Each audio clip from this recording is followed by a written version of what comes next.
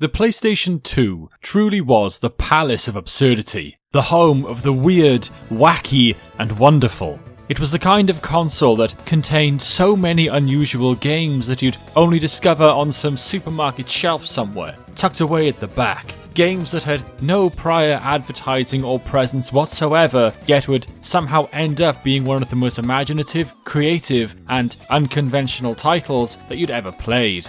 Heck, so utterly bizarre and devoid of logic was the era of the 6th generation of home consoles that occasionally, just occasionally, even licensed games turned out okay. Of course, upon attempting to discuss any of these curiosities with friends on the school playground, more often than not, you'd be the only person to have ever heard of them. I'll have shown you a whole bunch of these kinds of games in this intro so far, and needless to say, I'll be covering most of them in detail eventually. Today, however, we're talking about Penny Racers. Developed by Barnhouse Effect and published by Takara, Penny Racers, or ChoroQ HG, absolutely was one of these curious games that trended towards the fanciful. It embodies that idea of bold creativity that you'd rarely find anywhere other than the PlayStation 2. It's Gran Turismo, but chibi. I have briefly mentioned Penny Racers before on this channel during my review of its sequel, Road Trip Adventure, and I wasn't that kind towards it at the time. Road Trip Adventure's prequel, Penny Racing, is just a racing game, and honestly I struggle to get into that particular entry.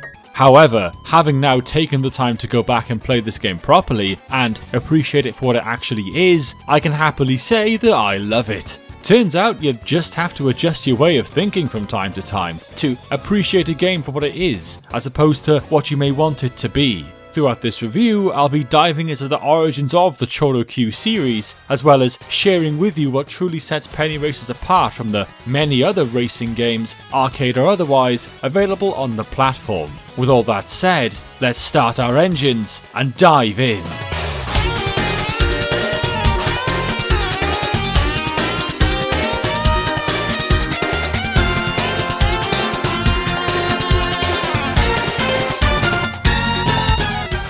Perhaps one of the hardest things about being an enthusiast of the ChoroQ series is knowing that you're even a fan of them at all.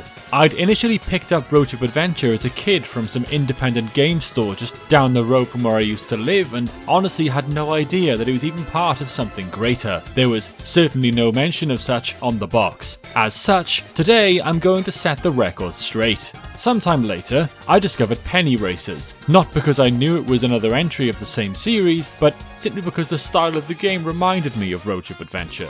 Penny Racers and Road Trip in fact make up half of the ChoroQ series on PlayStation 2, being titled ChoroQ HG1 and ChoroQ HG2 in Japan respectively. From there, ChoroQ HG3 and ChoroQ HG4 are named Gadget Racers and, rather unhelpfully, ChoroQ respectively in the United Kingdom.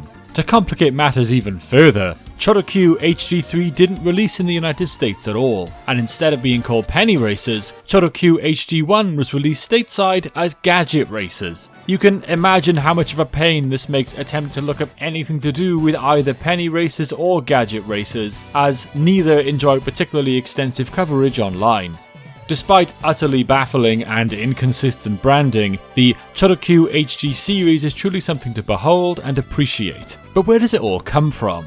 Technically speaking, Penny Racers is a licensed game. All the way back in 1978, a Japanese company named Takara started releasing a line of toys, vehicles with a distinctly adorable, stylized aesthetic which sought to caricature their real-world equivalent. The meaning behind the name ChoroQ is twofold, referring both to the Japanese term choro, which means to dash around, as well as the Japanese borrowing of the word cute, or kyuto, in reference to their smaller frame. Abroad, the toys are perhaps better known, fittingly, as Penny Racers, referring to a coin slot in the back which they all come with, allowing them to perform a wheelie when the slot is full. I just want to point out the aggressively Japanglish marketing statement on the box, as it certainly amused me. It has cute body, downsize, running with pullback engine. ChoroQ gives you a lot of fun. I'm Big Jeffrey. Regardless, as with many toy companies back in the day, Takara eventually decided to make the jump into the interactive medium, which is where we find ourselves today. Looking at the full list of games on Wikipedia, there's a lot, but only a handful of these ever really made it overseas, which certainly makes our lives a little easier. As a video game series, ChoroQ has never shied away from the experimental, mixing freely between racing and role-playing elements. Penny Racers for the PlayStation 2 leans towards the former, but still finds room to play with the traditional racing formula and introduce fresh, dynamic new mechanics to its arcade racing gameplay.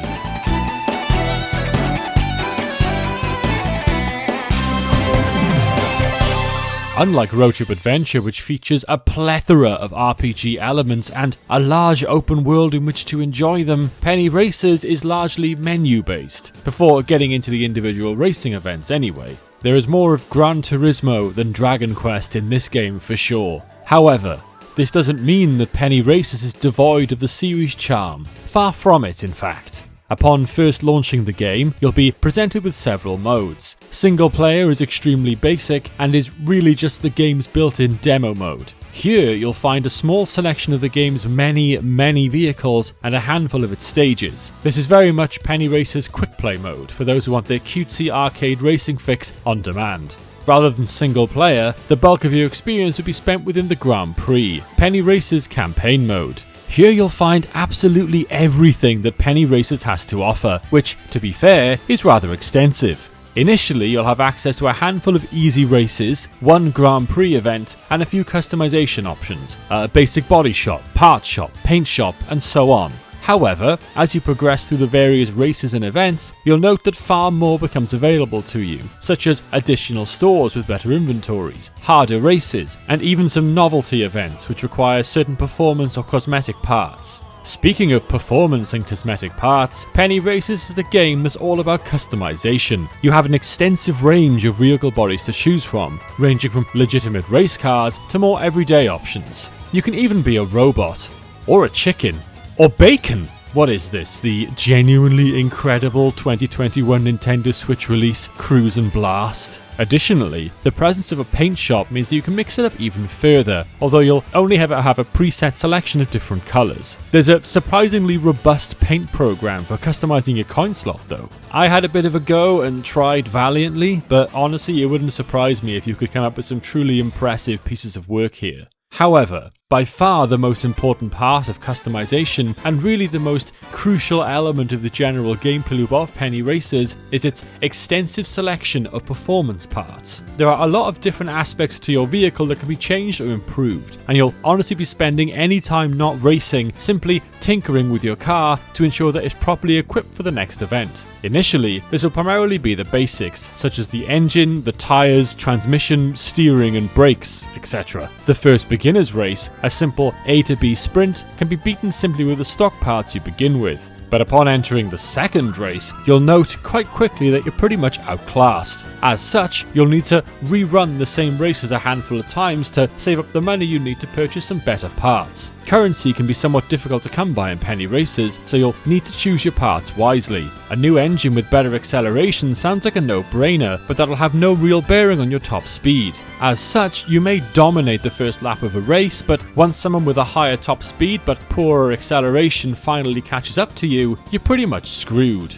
It's an experimental process of trial and error that I actually really enjoyed. I found shopping around for and selecting the correct parts very rewarding, and reminiscent of the Pocket Circuit Racing minigame in Yakuza 0. But more on Pocket Circuit Racing and Yakuza 0 in general in the Having a Mosey Season 2 finale, coming soon. Anyway, you aren't simply limited to somewhat boring options like incrementally increasing your acceleration and top speeds, as you'll notice very quickly that Penny Racers tracks are almost as wacky as its vehicle selection. Seaside Resort, the third stage, not only features off-road and on-road sections, but also a whole stretch where the track is totally submerged underwater. This is where the fun stuff comes in, as Penny Racers also features several bizarre gadgets and attachments, much like ChoroQ Adventure, to account for these wild changes in terrain. For Seaside Resort, whack a pair of floats and a propeller on, as well as some off-road tyres, and suddenly you'll have no problem traversing the flooded section at all. Come across a massive ramp in later races? Stick a pair of wings atop your vehicle and soar to victory. Dashing through the snow? That's what the skis are for. Upon beating the first lineup of single races, you'll probably want to have a go at the Grand Prix. It's a very straightforward affair with 6 tracks that you may or may not have already undertaken to get here, with a nice big cash prize and a free car awarded at the end of it. You'll have to go to licensing school to unlock the ability to compete in the Grand Prix, but once you've done that, you're good to go. I will say you'll want to ensure that you are very well equipped for the Grand Prix, because you will have to take your car into the pit stop every now and again, whilst for some reason the other racers never do. That's a bit cheeky. Penny Racers doesn't present the player with a whole lot of direction upon first booting up the game, but this is largely how the entire thing is structured. Do the easy races, get the easy license, beat the easy Grand Prix, rinse repeat on higher difficulties with the harder tracks. Honestly, once you get into the flow of things, it's a solid structure, and I thoroughly enjoyed progressing through it. As you go further and further, the game throws new fun cars at you like sweets, so there's always an incentive to go for the harder challenges. Thankfully, considering that Penny Racers focuses so heavily on its racing, I'm happy to report that the actual driving gameplay is a lot of fun. Road Trip Adventure was incredibly ambitious and broad in its scope, to a degree that I think it did succeed in, but as such, it didn't have the most robust gameplay when it came to its actual racing. Since Penny Racers focuses so heavily on this aspect, I would argue that it's actually superior in this regard. Vehicles feel weighty and responsive, with various upgrades and enhancements making a tangible difference to the feel of the gameplay. Additionally, Penny Racers doesn't appear to share the same hilarious physics engine that bugged or featured in its sequel. However, sometimes you'll end up spinning out quite violently, left in the dirt and wondering what the heck happened.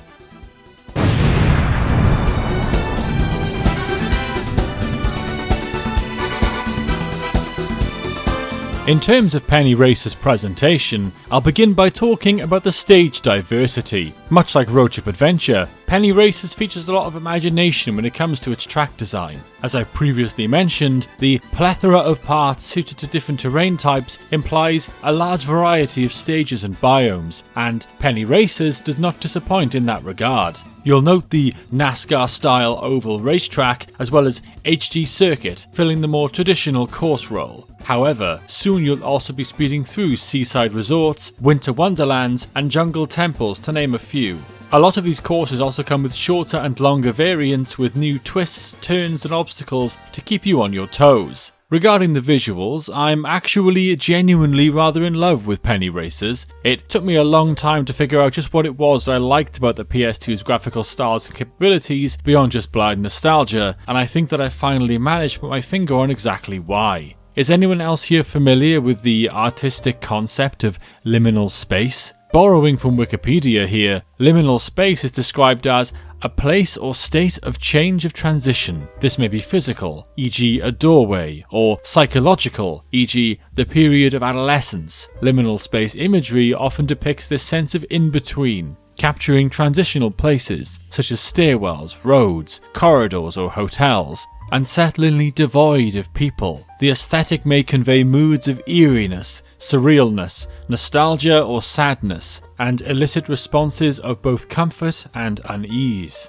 Playing Penny Racers and games like it from this era certainly evoked this kind of response for me, particularly one of comfort and nostalgia. The clear blue skies with only a handful of trees and buildings in the background highlights this sense of transition, of beautiful emptiness that sweeps me up and immerses me into the world of Penny Racers. And it was the same with Road Trip Adventure too. Perhaps the core appeal of this style for me is the replication, not of a specific memory, but of memory itself. The broader strokes are preserved, those blue skies, the trees, the handful of buildings, but the specific details are lost to time. Besides those of us with eidetic or photographic memories, how many of us can only vaguely recall the specific features and finer details of a personal, ancient, nostalgic memory? Any fellow enthusiasts of the 80s Japanese musical movement and cultural sensation city pop may also recognise the style, as to play Penny Racers can sometimes feel like you're driving through the work of renowned album cover artist Hiroshi Nagai. Don't you just want to get sucked into the screen and just exist here for a while, away from responsibilities, expectations, the passage of time itself? I certainly do.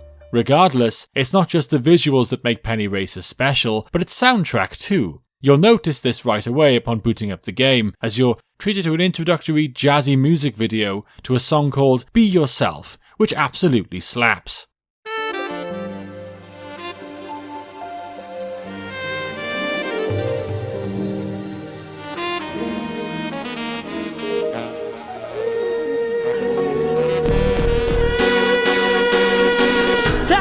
I just want to point out though that even though the core message of the song, Be Yourself, is a lovely, positive idea that I thoroughly endorse, it's ironic coming from a game that otherwise encourages you to change and adapt to your surroundings all the time. Regardless, every other track also works perfectly, from the bouncy menu music to the themed melodies for each type of stage. The dark, oppressive and industrial visuals of Steamway are accompanied by a suitably epic, fast-paced and yet slightly menacing musical number, whilst the hard rock of Western Canyon fits the crazy Monster Truck Madness style of vehicle that you'll be utilising for its dusty off-road terrain. However, call me somewhat basic or boring, but I think my personal favourites tend to be the tracks that accompany the more traditional racetrack stages, which have a distinct Gran Turismo feel. You really can't go wrong with racing jazz.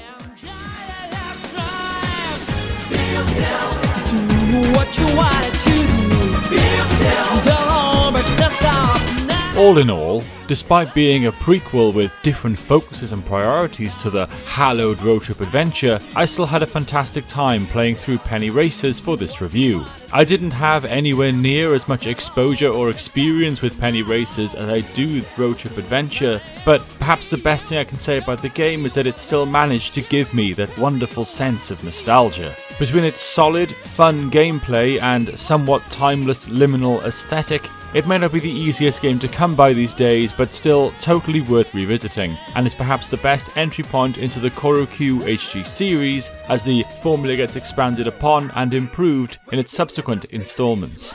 Needless to say, this is not the last you'll hear of the ChoroQ HG series on this channel, as I'll eventually also be covering Gadget Racers, ChoroQ, as well as the little known Seek and Destroy.